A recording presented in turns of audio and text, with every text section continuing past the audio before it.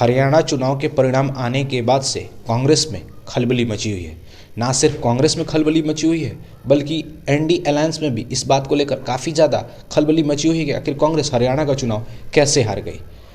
कांग्रेस की जितनी भी सहयोगी पार्टियां हैं अब वो कांग्रेस पर निशाना साध रही और कांग्रेस को नसीहत दे रही हैं कि अगर आपको चुनाव अकेले लड़ना है तो आप बीजेपी का मुकाबला नहीं कर सकते हैं। जब तक एनडी अलायंस पूरी मजबूती के साथ बीजेपी के सामने खड़ा नहीं होगा तब तक कांग्रेस के विपरीत ही परिणाम आएंगे। हम आपको बता दें कि हरियाणा में कांग्रेस और बीजेपी के बीच में मुकाबला था, लेकिन एक पार्टी ने कांग्रेस का खेल सबसे ज़्यादा खराब किया था और वो है आम आदमी पार्टी।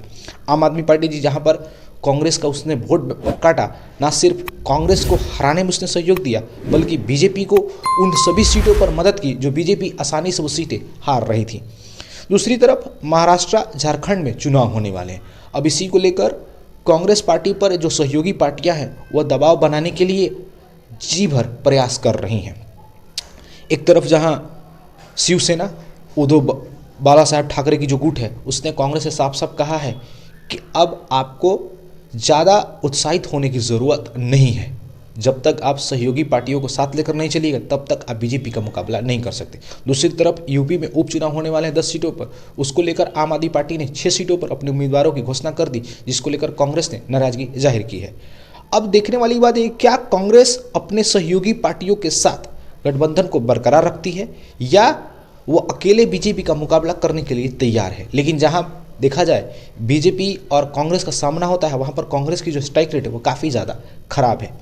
एक तरफ हरियाणा में जो पीच थी वो तैयार था कांग्रेस के लिए। किसान आंदोलन, पहलवानों का मुद्दा, बेरोजगारी, भ्रष्टाचार, ये सारे मुद्दे कांग्रेस के साथ थे, लेकिन फिर भी कांग्रेस इस चुनाव को हार गई। तो जहां तक जो राजनीतिक विश्लेषक हैं वो बता रहे हैं कि कांग्रेस पार्टी में कलह और उसके नेताओं की आपसी लड़ाई की वजह से कांग्रेस ये चुनाव हार चुकी है। इसके साथ साथ टिकट बंटवारे में जहां पर कांग्रेस के जो शीर्ष नेता थे उन्होंने अपने साथियों को ज़्यादा प्राथमिकता दी। कुछ सीटें तो ऐसी ही जहां कांग्रेस आसानी से जीत सकती थी, लेकिन कांग्रेस के नेताओं ने ही कांग्रेस का खेल बिगाड़ दिया।